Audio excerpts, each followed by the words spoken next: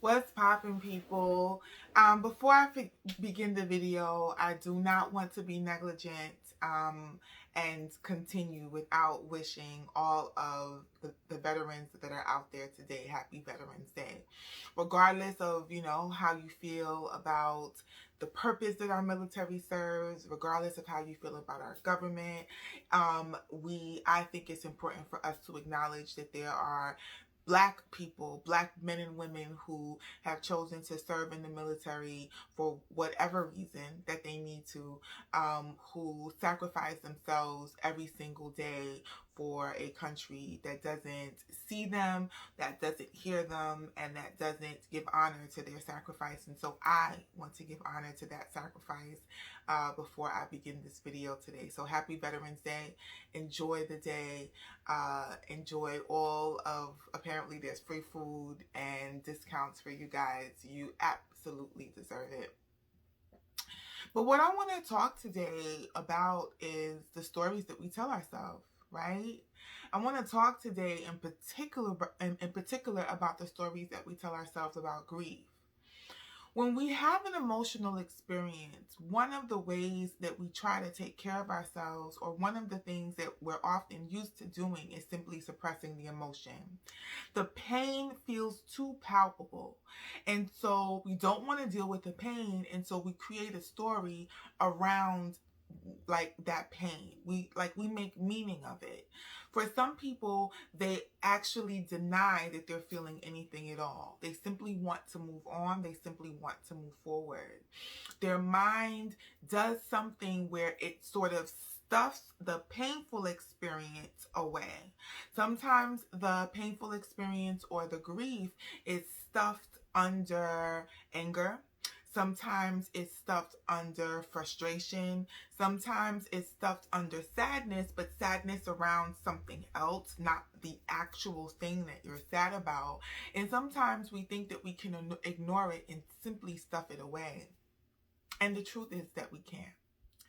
Grief and learning to understand and grieve the things that we desire that we don't have, that we've never had, or that we thought we had and we lost, is very important for the healing process.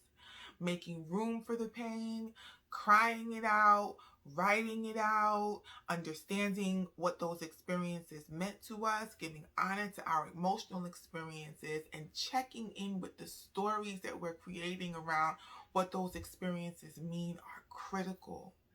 Because more often than not, what we have in our life are patterns of behavior, patterns of engaging in things, patterns of doing things that don't serve us. And those patterns are rooted in our trauma. And we engage in the behavioral pattern because we think that it's something that we need to do to be able to keep ourselves safe. We think that it's something that we need to do to prove something to ourselves or to others. But what we're doing is we're engaging in a behavior that's rooted in our trauma. We're not learning the lesson. And so then what we wind up doing is having to replicate that over and over and over again until we learn the lesson. When you make room for your feelings, when you make room for the grief, one of the things that you're doing is acknowledging the pain, which then, if you begin to investigate and get curious about the experience with an open mind, right, when you're ready, absent all of the stories and the myths that you create around what it means, it gives you permission to understand the pattern, to understand what you still need to heal from, to understand different things around the life that you're creating.